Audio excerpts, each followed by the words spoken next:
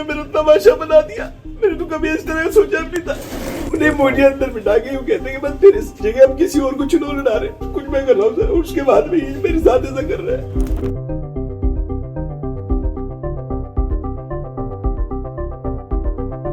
चुनाव में जिला पंचायत में 4.5 लाख रुपए लेकर आना जिसे मैंने कहा झूठ, ये मेरे से 1 लाख रुपए लेके गया और 1 लाख रुपए ही मैं कहूंगा।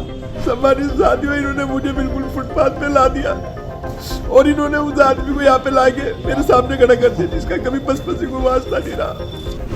उन्हें मुझे अंदर बिठा के यूं कहते हैं कि बस तेरे जगह हम किसी और को चुनाव लड़ा रहे। आप देख रहे होंगे अखबार में, डेली का हेड भी देख रहे होंगे, सारे होर्डिंग फ्लैग भाई सब कुछ मैं कर रहा हूँ सर, उसके बाद भी मेरे साथ ऐसा कर रहा है। सब मीडिया साथी जानते हैं कि मैं 24 वर्षों से लगातार बहुजन समाज पार्टी में एक कार्यकर्ता के रूप में, एक सिपाही के रूप में, एक पदों के रूप में काम करता हुआ आया हूँ। कभी मुझे मुस्लिम भाईचारा पे, कभी कहीं, जहाँ भी इन्होंने कहा वहीं लगा दिया, कोई बात नहीं। अब जब 2017 का चुनाव हुआ उसके बाद में मुजफ्फरनगर में कोई पार्टी का झंडा उठाने वाला भी नहीं था। उस टाइम इन्होंने मुझे ये कहा कि तुझे हम चुनाव लड़ाएंगे 2022 का, और भाई अभी से अगर तैयारी करेगा तो तुझे अमाउंट भी कम देना पड़ेगा।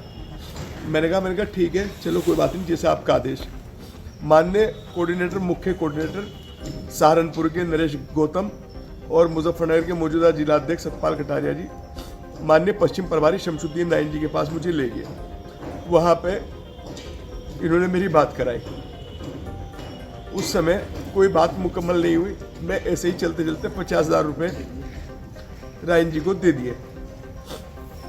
कोई बात नहीं। उसके बाद में इन्होंने कहा भाई तुम कोई कार्यकर्ता थोड़ा, तुम्हें तो चुनाव लड़ना है, ऐसे थोड़ा ही ना होगा।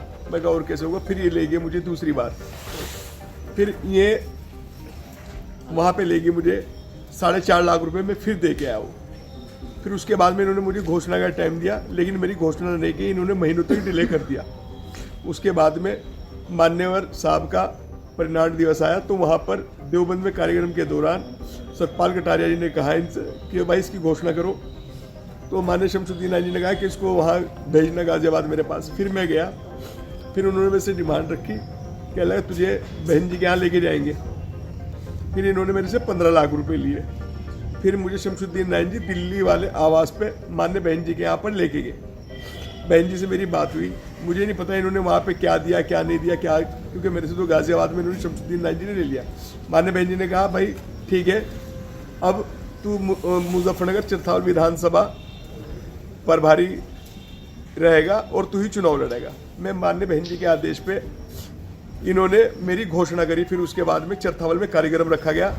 चरथावल में कार्यक्रम के दौरान वहाँ पे पूरा मंडल, सहारनपुर मंडल और मुजफ्फरनगर के सभी पदाधिकारी मौजूद थे।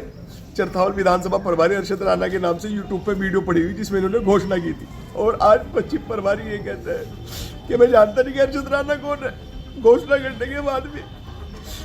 सम्मानित साथियों, इन्होंने मुझे बिल्कुल फुटपाथ पे ला दिया और इन्होंने उस आदमी को यहाँ पे ला के मेरे सामने खड़ा कर दिया जिसका कभी पसपसी को वास्ता नहीं रहा। लेकिन मुझे इनसे ये उम्मीद नहीं थी। ये मुझे बिठा के मान्य बहन जी के सामने ले जाते, मेरा पैसा वापस करते, मुझे कहते तुझे चुनाव नहीं लड़ा रहे, कोई बात नहीं।